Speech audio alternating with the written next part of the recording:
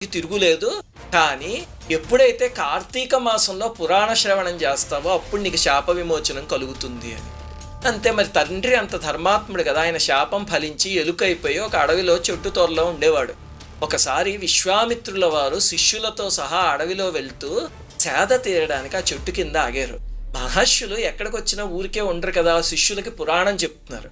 వాళ్ళ వద్ద ఉన్న మూటలు శిష్యులు అక్కడ పెట్టారు. అందులో ఏదైనా ఆహారం దొరుకుతుందేమో అని ఆ ఎలుక బయటకు వచ్చి వాటి కింద దూరింది. ఆయన చెప్పే పురాణం ఆ ఎలుక చెవిన పడింది. అంతే, వెంటనే బ్రాహ్మణ రూపం వచ్చేసింది, వాళ్ళకి నమస్కరించి వెళ్ళిపోయాడు. ఇది చిన్న కథ కార్తీక పురాణంలోది. కార్తీక మాసంలో ప్రతిరోజు దేవతార్చన చేస్తే వచ్చే ప్రయోజనాన్ని కథ చెప్తుంది. అలాగనే ఇలాంటివి పురాణ కథలు అనుకోవడానికి వీల్లేదు. నా జీవితంలో కూడా నేను చూసిన సంఘటన ఒకటి చెప్తా. చాలా ఏళ్ల క్రితం నాకు తెలిసిన ఒక బ్రాహ్మణ కుటుంబం, కుర్రవాడికి 7 అస్సలు మాట వినే